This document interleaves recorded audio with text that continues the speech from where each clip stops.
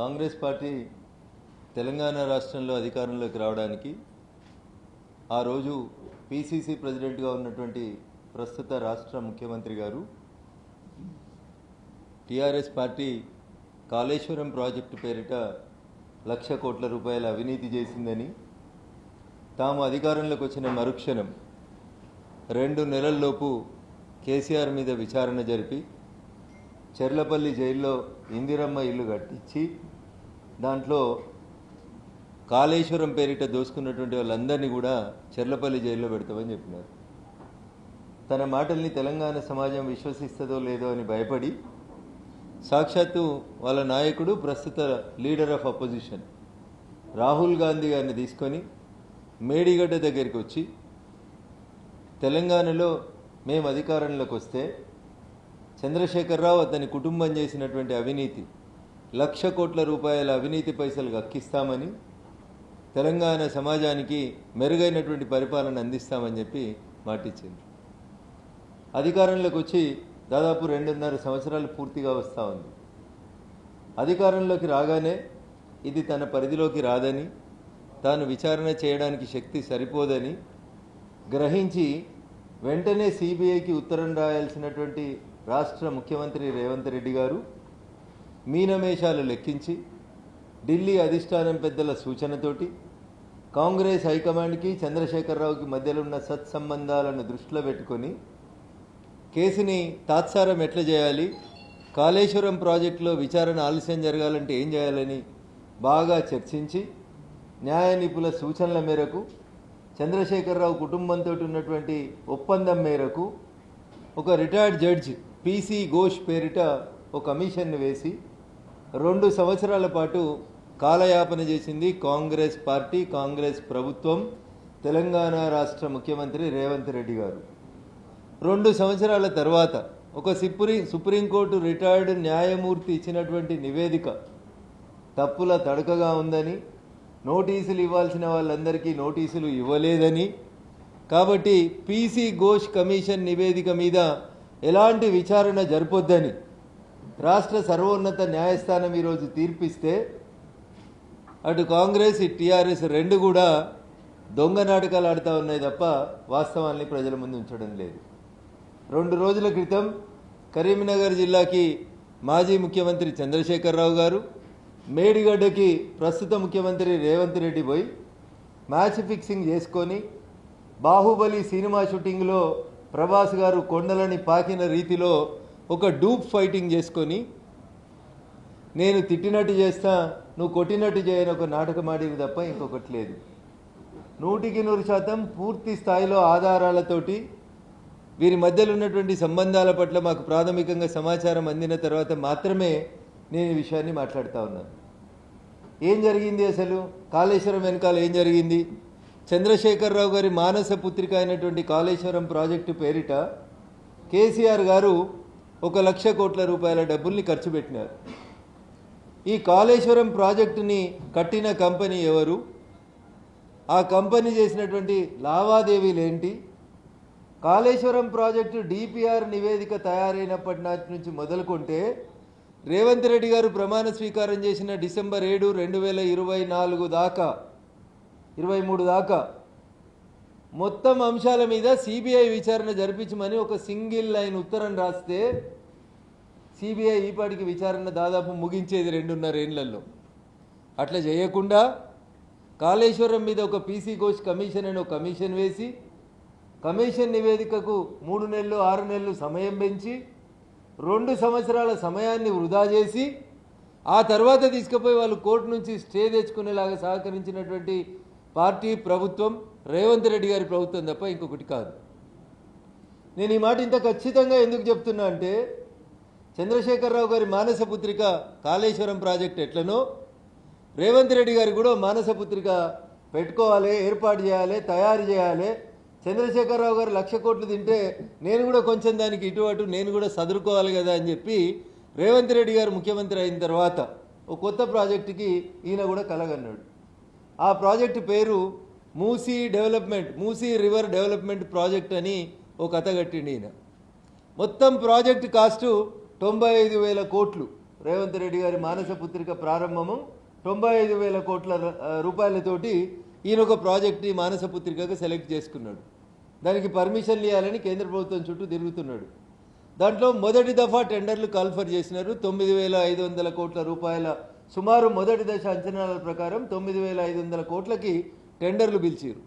ఈ టెండర్లలో ఎవరు కూడా అర్హత పొందకుండా కేవలం ఒకే ఒక కంపెనీ అర్హత పొందేలాగా ఆ టెండర్ నిబంధనలన్నింటినీ మార్చి రేపో మాపో ఆ కంపెనీకి 9,500 కోట్ల రూపాయల మొదటి టెండర్ని అప్పయ్యేందుకు రాష్ట్ర ప్రభుత్వం రేవంత్ రెడ్డి గారు రంగం సిద్ధం చేసింది. ఏందా కంపెనీ, ఎవరిదా కంపెనీ, ఏడికేలు వచ్చింది ఆ కంపెనీ, మళ్ళా అదే కంపెనీ. ఏ కంపెనీ అయితే కాళేశ్వరం కట్టి చంద్రశేఖరరావు గారి దగ్గరికి వెళ్ళి 1,00,000 కోట్ల రూపాయలు తీసుకొని దోషిగా తెలంగాణ సమాజం ముందు నిలబడిందో అదే ప్రాజెక్టు కట్టినటువంటి కంపెనీకి ఇవాళ రేవంత్ రెడ్డి గారి మానస పుత్రిక అయినటువంటి ఈ మూసీ రివర్ ప్రాజెక్ట్ డెవలప్మెంట్ బోర్డుని అప్పనంగా 95,000 కోట్లతోటి వాళ్ళకే అందజేసేందుకు ఇలా రేవంత్ రెడ్డి గారి సర్కారు కూడా ఇప్పుడు ప్రయత్నం చేస్తూ ఉన్నది. సో ఇక్కడ మనకు అర్థం కావాల్సింది ఏంటంటే చంద్రశేఖరరావు అనేటాయన రేవంత్ రెడ్డి అనేటోని గొర్ర గుంజుకపోయి బిడ్డ పెళ్లి సమయంలో కూడా జైల్లో పెట్టి కక్ష సాధిస్తే తర్వాత అధికారంలోకి వచ్చినటువంటి రేవంత్ రెడ్డి మరి ఎందుకో తెలంగాణ పౌరుషం ఏడాదొచ్చిందో నాకు తెలియదు, కానీ వెనుకటికి ఎవడో పెద్ద మనిషి చెప్పిండంట, మానవ సంబంధాలన్నీ ఆర్థిక సంబంధాలే అని మావో చెప్పిండు అని చెప్తారు. అట్లా కాళేశ్వరం కట్టిన కంపెనీ, మూసీ రివర్ డెవలప్మెంట్ ప్రాజెక్టుని కట్టబోతున్నటువంటి కంపెనీ, ఈ రెండింటి యజమాని రెండింటి కంపెనీ ఒక్కడే. నాకంటే ఎక్కువ మీకే తెలుసు కాళేశ్వరంలో ఎవరు కట్టిరు అనేది అందరం మాట్లాడుకుంటూనే ఉన్నాం. కంపెనీ అదే కంపెనీ కాళేశ్వరం కట్టి 1,00,000 కోట్లు తీసుకున్న కంపెనీయే ఈరోజు మూసీ రివర్ ప్రాజెక్ట్ డెవలప్మెంట్ బోర్డుట రేవంత్ రెడ్డి గారితో ఒప్పందం చేసుకొని తెర వెనుక తెర ముంగట టెండర్ల నాటకం ఆడుతూ ఆ టెండర్లలో ఏ ఒక్కరు కూడా సఫలీకృతం కాకుండా ఆ ఒక్క కంపెనీకే వచ్చేలాగా నియమ నిబంధనల్ని సవరించారు. ఇది అబద్ధమైతే చెప్పమనండి రేవంత్ రెడ్డి గారిని. మీరు తయారు చేసిన డిపిఆర్, మీరు ఇవ్వబోతున్నటువంటి కాంట్రాక్ట్లు కాళేశ్వరం కట్టినటువంటి కంపెనీకి ఇస్తున్నారా, వేరే కంపెనీకి ఇస్తున్నారా చెప్పాలి. కాళేశ్వరం కట్టిన కంపెనీకి ఇస్తున్నారు అన్నప్పుడే రేవంత్ రెడ్డి కేసీఆర్ ఇద్దరు వేరువేరు కాదనేది దయచేసి తెలంగాణ సమాజం అర్థం చేసుకోవాలి. పొద్దున్న లేస్తే కాళేశ్వరం అవినీతి, కాళేశ్వరం కట్టిన కంపెనీ అవినీతి, చంద్రశేఖరరావు ముఖ్యమంత్రి, కాళేశ్వరం కాదు కూలేశ్వరం, మేము అధికారంలోకి వచ్చిన 2 నెలలలో చెర్లపల్లిలో ఇందిరమ్మ ఇల్లు కట్టి జైల్లో పెడతామని చెప్పినటువంటి రేవంత్ రెడ్డి గారు ఏ ఆర్థిక సంబంధాలకి, ఏ కంపెనీ పెద్దల జోక్యంతో, ఏ ఏఐసిసి నాయకత్వం యొక్క జోక్యంతో ఇవాళ రేవంత్ రెడ్డి గారు చంద్రశేఖరరావు గారి మీద చర్య తీసుకుంటలేరో ఒక్కసారి చెప్పాలి. పోనీ ఇది పక్కకు పెడదాం, కొండం దవిడిని ఎలక కూడా శాత కాలేదు కాళేశ్వరంలో, ఇంకా కార్ల రేస్ కోర్స్ అన్నావు కదా, రింగ్ రోడ్ టెండర్లు అన్నావు కదా, ఇంకా నిజామాబాద్లో ఏదో వాణిజ్య పన్నుల శాఖ కుంభకోణం అన్నావు కదా. ఏ ఒక్క కుంభకోణం మీదనన్నా రేవంత్ రెడ్డి గారి ప్రభుత్వం 2.5 ఏళ్లలో చంద్రశేఖరరావు గారి మీద కానీ వారి కుటుంబ సభ్యుల మీద కానీ ఒక్క యాక్షన్ తీసుకున్నటువంటి సందర్భాన్ని చూపెట్టిండ్రు. ప్రతిసారి అంతే, ఈయన తిడతాడు, ఆయన ఏడుస్తాడు, ఆయన అంటాడు నా సాగు కోరుకుంటున్నారు. సారు నువ్వు సల్లంగుండు 100 ఏళ్ళు, ఎవరు కోరిరు నీ సారు, నీ సావు ఎవడు కోరిండు, దోసుకుంటేందుకు నువ్వు తయారుండు, జైల్లో పెడతా ఆయనతో రాజీ పడ్డాక ఇంకా నీకు భయం ఎందుకు, నీకు సావెందుకు. ఈయన అంటాడు నేను పేర్లు మార్చుకుంటా. ఎందుక ఉత్తర కుమార ప్రగల్భాలు, పని చేసి చూపెట్టండి అంటున్నాం. ఏ ఒక్క కేసులోనైనా మీరు కేసీఆర్ కుటుంబం మీద మీరు ఎక్కడైనా చర్య తీసుకున్నారా చెప్పుండ్రి. పోనీ రఘునందన్ రావు చెప్తున్నాడు కాబట్టి బీజేపీ ఎంపీ, బీజేపీ వాళ్ళకు కాంగ్రెస్ అంటే పడదు, బీజేపీ వాళ్ళకు బీఆర్ఎస్ అంటే పడదని ఒక నిమిషానికి అనుకుందాం. అరే సారు కడుపున పుట్టిన బిడ్డ బయటకు వచ్చి చెప్పింది, నువ్వు ఎంపీ చేసినామే, నువ్వు ఎమ్మెల్సీ చేసినామే, చెల్లె కల్వకుంట్ల కవిత బయటకు వచ్చి చెప్పింది కాళేశ్వరం పేరిట అవినీతి జరిగింది, మా నాయన చుట్టూ కొంతమంది దొంగలు జమ అయినరు, ఆ దొంగలతో కలిసి 1,00,000 కోట్ల డబ్బులు దోచుకున్నారు అని చెప్పింది. ఎందుకు ఆమెను అప్రూవర్గా మారుస్తలేరు రేవంత్ రెడ్డి గారు? ఎందుకు కేసు నమోదు చేస్తలేరు? ఎందుకు రిమాండ్ చేస్తలేరు? దీని వెనకాల మీ ఇద్దరి మధ్యలో కాంగ్రెస్ టీఆర్ఎస్ పార్టీల బంధం వీణావాణిల బంధం తప్ప ఇంకొకటి కాదు. కాంగ్రెస్ బొమ్మ అయితే టీఆర్ఎస్ బొరుసు. ఒక నాణానికి బొమ్మ బొరుసు ఎట్లనో కాంగ్రెస్ టీఆర్ఎస్ కూడా ఆ రెండింటి మధ్యలో విడదీయరాని బంధం. ఇది ఇలా కాదు, కొత్తగా 2004లో పొత్తు పెట్టుకున్నప్పుడు గౌరవనీయులు డి శ్రీనివాస్, గులాం నబీ ఆజాద్ గారు, కేసీఆర్ గారు ఇంటికి వచ్చి పొత్తు పెట్టిన నాటి నుంచి ఇయ్యాలటి దాకా కాంగ్రెస్ టీఆర్ఎస్ మధ్యలో ఆ వీణావాణిల బంధం ఉన్నది తప్ప ఇంకొకటి కాదు. ఆడలేక మధ్యలో ఓడినట్టు. Straightly I'm giving a suggestion to the honourable chief minister of Telangana. You write a 3-line letter to the Central Home Minister asking him to inquire into the Kaleshwaram project, saying that from the DPR report 2, December 7, 2023, whatever the works done by the Kaleshwaram project, please inquire into this matter with the CBI. You write these 3 lines of letter and put a signature. This is the demand of Chief Minister of Telangana. If you are unable to come to Delhi, you please hand over that letter to any of our BJP MPs. We are ready to hand over it to the Honorable Home Minister of the central government, and we are ready to make the inquiry by the CBI. But now what you are saying, you wasted the time of Telangana Assembly. Assembly పెట్టినాం, చర్చలు జరిపినాం, ఢిల్లీకి ఉత్తరం రాసినాం. దేని మీద రాసిరు sir? Medigadda, Annaram, Sundilla. You are talking about only 3 barrages. You never asked the central government to inquire into the total Kaleshwaram project. See, this is the difference that the media should understand, and my Delhi friends should also understand. Always he speaks about only 3 barrages, Medigadda, Annaram, Sundilla. But he is not talking about the total Kaleshwaram project. This is the difference. Where BJP is differing with Congress is, we are asking for the total inquiry of the Kaleshwaram project. But whereas Revanth Reddy is asking about the CBI inquiry only to the extent of 3 barrages, that is Medigadda, Annaram and Sundilla. So if the state government is ready to give a letter directly to the Central Home Minister or the Prime Minister of this country, we are ready to make the inquiry with the help of CBI into the Kaleshwaram project, and as well as the money which was bribed by the Kaleshwaram project company to the different sources and agencies. Thank you.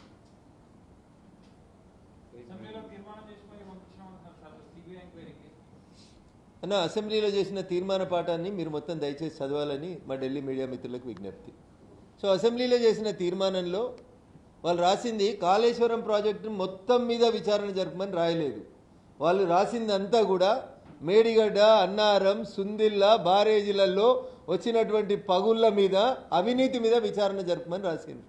My request, ఒక తెలంగాణ సమాజం నుంచి వస్తున్నటువంటి ఒక ప్రశ్న, Kaleshwaram project DPR తయారు చేసిన దగ్గర నుంచి రేవంత్ రెడ్డి గారు ముఖ్యమంత్రి అయిన డిసెంబర్ 7, 2023 దాకా జరిగిన అన్ని కాళేశ్వరం పంపుల మీద, బారాజుల మీద, వాళ్ళు ఇచ్చినటువంటి డబ్బుల మీద, వాళ్ళు కట్టినటువంటి కట్టల మీద, కరకట్టల మీద పూర్తి స్థాయిలో విచారణ జరపమని ఒక 3 లైన్ల ఉత్తరం రాయమని మేము డిమాండ్ చేస్తా ఉన్నాం. ఢిల్లీలో బీజేపీకి బీఆర్ఎస్ దగ్గర అవుతుంది, అందుకోసమే ఇవన్నీ తీర్పులు కావచ్చు, అదే సమయంలో సిబిఐ విచారణ జరపకపోవడం ఇవన్నీ కూడా టీఆర్ఎస్ 2001లో టీఆర్ఎస్గా పుట్టి 2022కి వచ్చేసరికి బీఆర్ఎస్గా మారి 2024 పార్లమెంట్ ఎన్నికలకు వచ్చేసరికి ప్రజలు సిఆర్ఎస్ ఇచ్చి కంపల్సరీ రిటైర్మెంట్ స్కీమ్ ద్వారా ఒక్క ఎంపీని కూడా గెలిపించకుండా బీఆర్ఎస్ నుంచి సిఆర్ఎస్ పొంది ఇక ఢిల్లీలో ఎంపీలు లేనప్పుడు బీజేపీకి టీఆర్ఎస్కి సంబంధాలు ఎందుకుంటాయో ఒకసారి దయచేసి మీరు ఆలోచించాలి. నిన్న చంద్రశేఖరరావు గారు పెట్టినటువంటి జగిత్యాల యాత్రను వాళ్ళు జగిత్యాల జైత్ర యాత్ర అని ఒక పదం వాడింది. మా ఢిల్లీ మీడియా మిత్రులకి మీకు ఒక విజ్ఞప్తి, 1976లో గౌరవనీయులు కొండపల్లి సీతారామయ్య గారు జగిత్యాలలో జగిత్యాల జైత్ర యాత్ర అని ఒక యాత్ర తీసిండు. ఆ యాత్రలో పాల్గొన్న వాళ్ళంతా తర్వాత నక్సలైట్లుగా, ఆ తర్వాత మావోయిస్టులుగా, ఆ తర్వాత చంద్రశేఖరరావు గారి పార్టీ నుంచి ఒక ఆయన ఎమ్మెల్సీగా మారి ఇవాళ దేశ ముఖ చిత్రంలో జగిత్యాల జైత్ర యాత్రలో పుట్టిన పార్టీ ఇవాళ భారతదేశ యవనిక మీద కనబడకుండా పోయింది. బహుశా చంద్రశేఖరరావు గారు కూడా అందుకనే అదే పదం వాడినట్టున్నారు. నేను అందుకనే టీఆర్ఎస్ బీఆర్ఎస్ అయింది, బీఆర్ఎస్ సిఆర్ఎస్ ప్రజలు ఇచ్చిండ్రు. ఇప్పుడు కొత్తగా వాళ్ళతోటి ఢిల్లీ లెవెల్లో పొత్తు పెట్టుకోవాలనేటువంటి ఆలోచన కానీ, వాళ్ళతోటి చర్చలు జరపాలనేటువంటి ఆలోచన కానీ ఢిల్లీలో ఉన్న బీజేపీ కానీ గల్లీలో ఉన్న బీజేపీ కానీ అవసరం లేదనేది నేను ఈ సందర్భంగా స్పష్టంగా చెప్పదలుచుకున్నాను. కాబట్టి కాంగ్రెస్ మిత్రులకు నేను ఇచ్చే సలహా, ఊకే బీజేపీ సిబిఐ ఎంక్వైరీ చేస్తలేదు, బీజేపీ బీఆర్ఎస్ ఒకటి, బీజేపీ బీఆర్ఎస్ పొత్తు పెట్టుకుంటాయంటున్నాయి. ఇట్లాంటి తప్పుడు ప్రచారాల్ని దయచేసి గోబెల్స్ ప్రచారం చేయకండి సార్. నిజం నిద్ర లేచేసరికి అబద్ధం ప్రపంచాన్ని చుట్టొచ్చిందని గల్లీలో అదే మాట్లాడుతున్నారు మీ నాయకులు. ఢిల్లీకి వచ్చి పీసీసీ అధ్యక్షుడు కూడా అదే మాట్లాడిపోతే ఇది బాధాకరమైనటువంటి విషయం సార్. మీరు చేయాల్సిన పనిని మీరు నిజాయితీగా చేయండి. మేము తప్పుల మీద ఖచ్చితంగా విచారణ చేస్తాం. మీరు పోయి మీ ముఖ్యమంత్రి గారిని అడగండి, ఎందుకు విచారణ జరుగుతలేదు, ఎందుకు కారు రేసు కోర్సు దాంట్లో ఓ మంత్రి అయితే వేరే దేశంకి పోయి ఏడాది కింద చెప్పిండు. నేను హైదరాబాద్కి పోయేసరికి దీపావళి వస్తుంది, ఆ దీపావళికి మంచి టపాకాయలన్నీ వెళ్తాయి హైదరాబాద్లో, మీడియా మిత్రులారా ఎదురు చూడుండ్రి అని చెప్పారు. ఆ దీపావళి పోయింది, మళ్ళీ దీపావళి వచ్చింది. బాంబులు కాదు, కుక్కతోక పటాకాలు కూడా వెళ్తలేవు తెలంగాణలో. అన్న రాహుల్ గాంధీ గారు మేడిగడ్డ కట్ట మీద చెప్పిన మాట ప్రకారం 1,00,000 కోట్ల చంద్రశేఖరరావు కుటుంబం అవినీతిని గక్కిస్తాము అన్నారు. సరే, మీకు ప్రజలు ఇచ్చిన కాలం 5 సంవత్సరాలు. 1,00,000 కోట్లు గక్కించే దగ్గర 2 కోట్లనే గక్కియాలి కదన్న. ఆఖరికి 50 రూపాయలు గక్కిచ్చిర్రా అన్న. కారు రేసు దాంట్లో 50 కోట్లు వైట్ మనీ ట్రాన్స్ఫర్ అయింది అని చెప్పి అరవింద్ కుమార్ అనేటువంటి ఐఏఎస్ ఆఫీసర్ నేను అప్రూవర్గా మారుతా మొర్రో అని సాక్ష్యం ఇచ్చిండు.